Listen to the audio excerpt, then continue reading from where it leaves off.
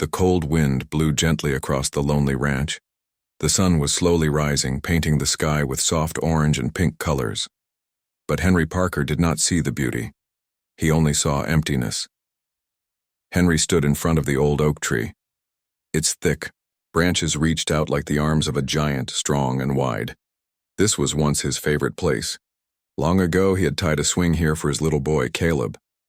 Laughter used to fill the air as Caleb swung back and forth. His wife, Lila, would sit nearby, smiling, her eyes full of love. But now, there was only silence. The swing was gone. The laughter was gone. They were both gone. 6 months had passed since the fever came. It took Lila first. Then, just a few days later, it took Caleb too. Henry had buried them side by side on the hill behind the house. Every day since, he woke up alone. The house, once warm and full of life, was now cold and empty. Every room held memories that cut into his heart like sharp knives. The guilt never left him. He whispered to himself almost every day, "I should have done more. I should have called the doctor sooner. I should have saved them." But it was too late. And now nothing mattered anymore. Henry's once strong body was thin and weak. His hands, rough from years of ranch work, shook as he held the rope. The noose was ready. He had tied it with care, making sure it was strong. Today would be his last day. He could not carry the pain any longer. The sadness was too heavy, the guilt too sharp. As he stared at the rope, his mind filled with memories.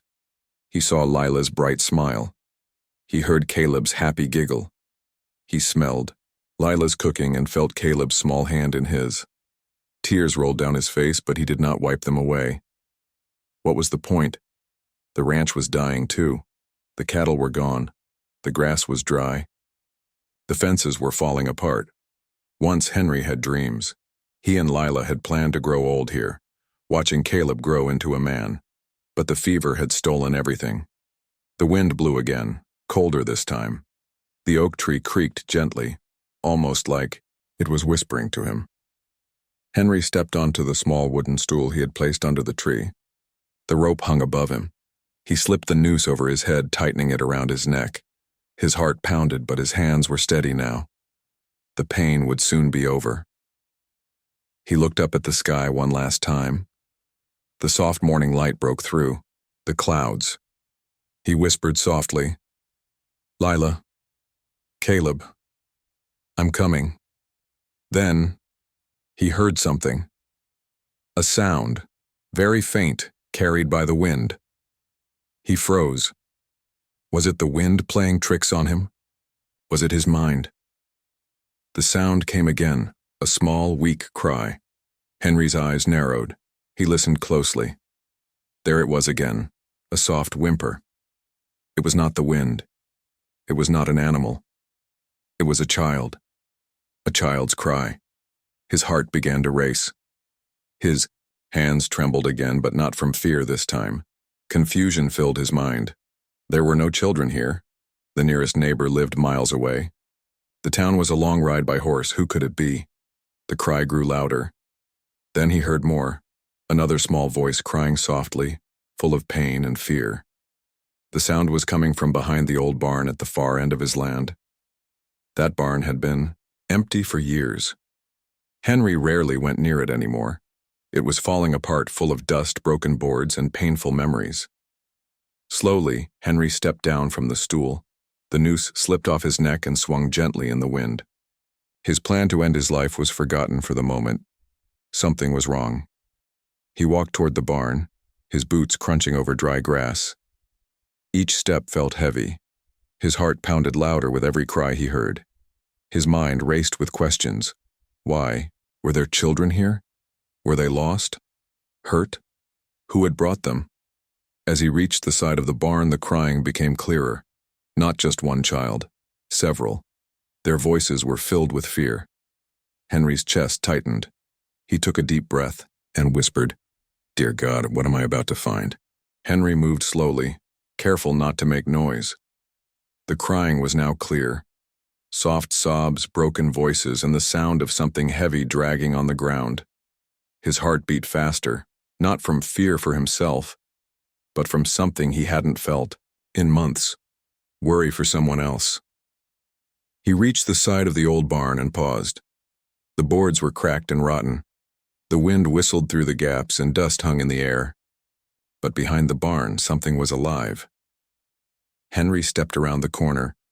Then he saw them. 6 children. They were sitting on the ground, their backs against a thick iron pole that rose from the dirt. Heavy chains wrapped around their small ankles. The chains looked old and rusty, meant for animals, not people. The children were thin, their clothes torn and dirty. Their faces were pale, covered in dirt and tears. One little girl held a smaller boy tightly in her arms. She looked around 9 or 10. The boy must have been 5 or 6. His head rested on her chest and his eyes were closed, but he was breathing. Another boy, maybe 12, sat nearby. He looked straight at Henry. His eyes were dark and sharp, full of pain, but also strength. He didn't cry like the others. He watched Henry carefully, like he was trying to decide if he was friend or enemy. In the corner, 3 children, 2 boys and 1 girl, sat close together. Their blonde hair and blue eyes suggested they were siblings. They held each other, like they were the only safe thing in the world. Henry stood frozen, unable to speak. The little girl holding the small boy looked up at him and screamed in fear. She tried to move away, pulling the boy with her, but the chain stopped her. She shouted something in Spanish, fast and scared. Henry didn't understand the words, but he understood the fear. He held up his hands. "It's okay," he said softly. "I'm not here to hurt you." The older boy stood up as far as the chains allowed. "You need to leave," he said in a serious voice. "They'll be back." Henry stepped closer. "Who?" he asked gently. "Who did this to you?" "The men," the boy said. "The ones who took us. They bring food sometimes. Sometimes they take one of us away." Henry's eyes widened.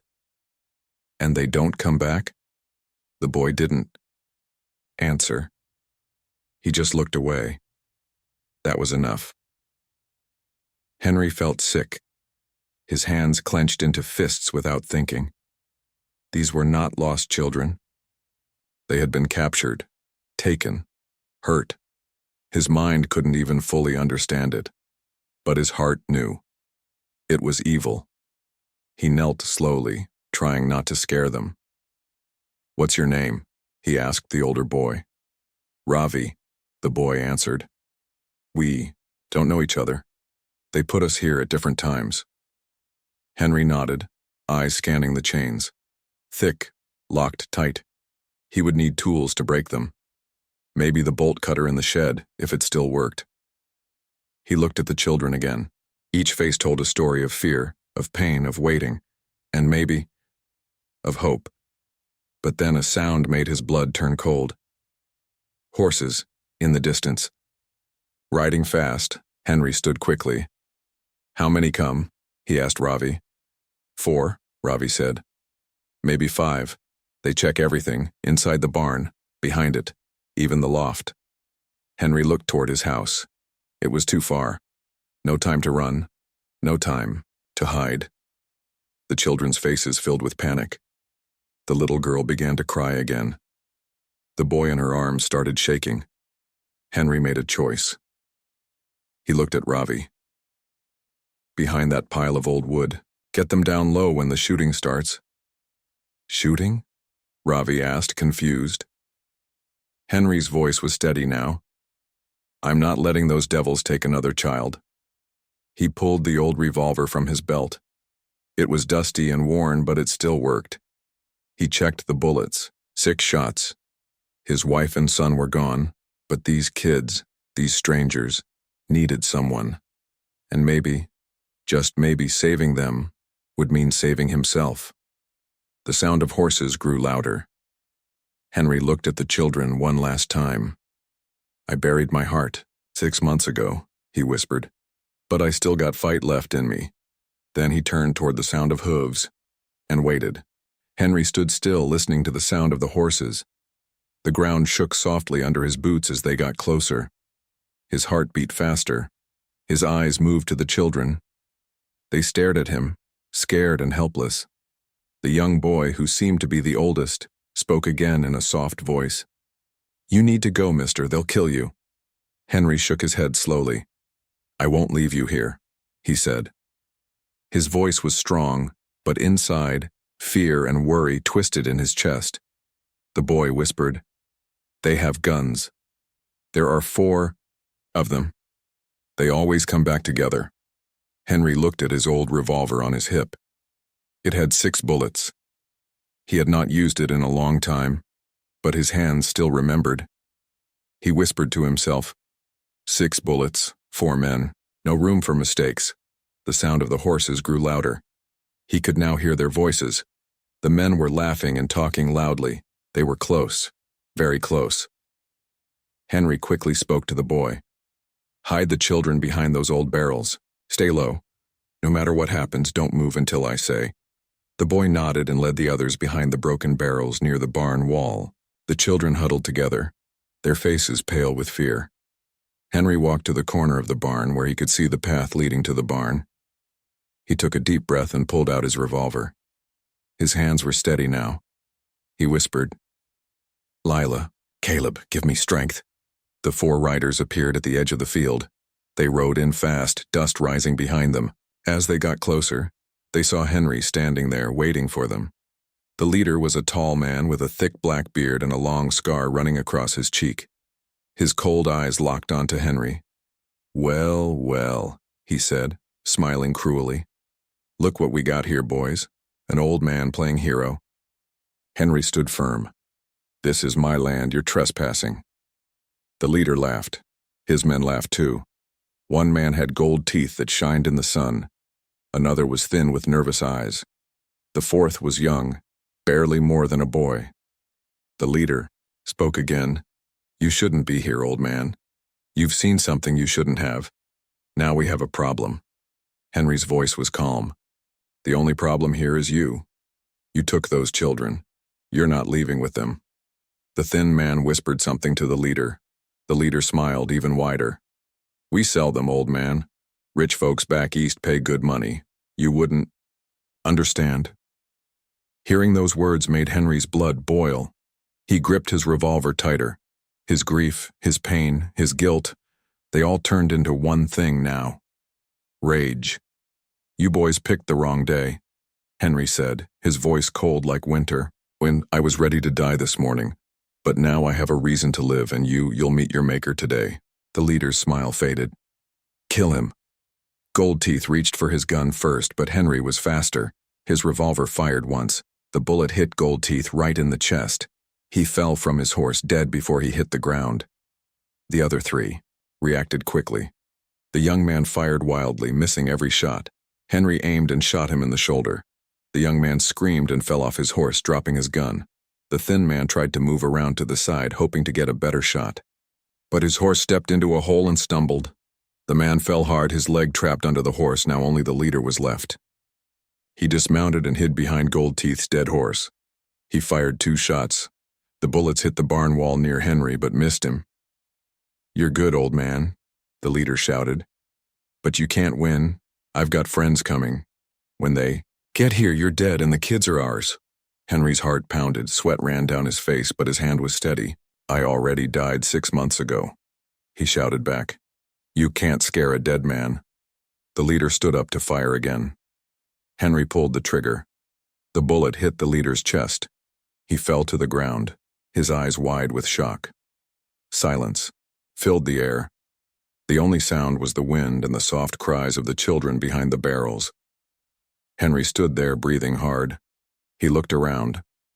All 4 men were down. The fight was over. But inside, his heart was still racing. Slowly, he walked back to the children. They looked at him with wide eyes, their faces filled with both fear and hope. "It's over," Henry said softly, his voice breaking. "You're safe now." The children ran to him, hugging him tightly. For the first time in many months, Henry felt something warm inside his chest. Hope. The dust rose as the 4 riders came fast toward the barn.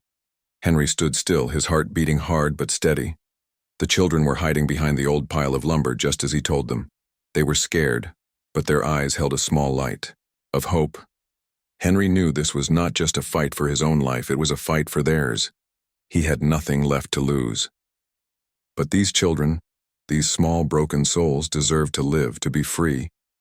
The leader of the riders, a tall man with a deep scar running down his cheek, stopped his horse first. His eyes were cold and cruel. The others followed close behind. A skinny man with pale skin, a Mexican man with gold teeth, and a young man who looked barely older than a boy. The leader spoke with a mocking smile. Well, well, look what we have here. A hero. Henry answered in a calm voice. This is my land. You're trespassing. The leader laughed, his voice rough like sandpaper. You've seen too much, old man. You know what we have back there. That's a problem for us. And for you. The skinny man whispered something to the leader, and he nodded. You see, mister, those kids belong to us now. We have buyers waiting. Rich folks back east pay good money for children like them. Pretty ones sell best. Henry's stomach twisted. The rage inside him grew stronger, burning hotter. He clenched his jaw and spoke firmly. Not today. Today, you answer to me. The leader's smile faded. You're 1 man against 4. Walk away while you still can. Henry didn't move. He placed his hand on his old revolver. His voice dropped to a whisper. I buried my wife and son 6 months ago. I've got nothing left, but I won't let you take them. The wind blew again, carrying the silence like a heavy blanket. For a moment, no one moved. The air was thick with danger. Then, it happened. The man with gold teeth reached for his gun, but Henry was faster. His revolver flashed. The first shot struck Gold Teeth in the chest. The man flew backward, falling hard to the ground. The young rider panicked and fired wildly, missing every shot. Henry spun and fired again. The bullet hit the young man's shoulder, sending him off his horse, screaming in pain. The skinny man tried to circle around the barn for a better shot, but his horse stumbled into a prairie dog hole and threw him off. The horse fell on top of him, trapping his leg. He cried out in pain, unable to move. Only the leader remained. He jumped off his horse and ducked behind the body of his fallen partner. His eyes were sharp and dangerous. He was not like the others. He was calm, like a hunter waiting for the right moment. You're good, old man, the leader called out. But you're outnumbered. More men are coming. You won't win. Henry didn't answer. His breathing was heavy, but his hands were steady. He crouched behind an old water trough, thinking quickly. The leader moved, trying to get a better angle. The sun glinted off his gun as he raised it, ready to shoot. Henry whispered softly like a prayer. For Lila. For Caleb. For these children. He rose from his cover and fired. The shot hit the leader in the chest. The man stumbled, dropped his gun, and fell to the ground. His cold eyes stared up at the sky as his last breath left him. The silence returned, once again. Henry lowered his gun. His knees felt weak, but he stayed standing. The danger was over. The evil men who chained those children would hurt no one ever again. Slowly, he walked to the pile of lumber. The children peeked out, their eyes wide with fear and hope. The oldest boy stepped forward carefully. Are they gone, mister? He asked softly. Henry nodded, his voice breaking as he spoke. They're gone, son. You're safe now. The children ran to him, tears falling from their dirty faces. Henry knelt down and opened his arms, and they all gathered around him, clinging to him like he was their father. For the first time in 6 long, painful months, Henry felt something inside him, something warm. Hope. He whispered through his tears. I thought I came here to die, but God sent me here to save you. The sun shone brighter now. The ranch, once filled with sorrow, now held new life. Henry had a new purpose. The children had found a protector, and together, they would heal.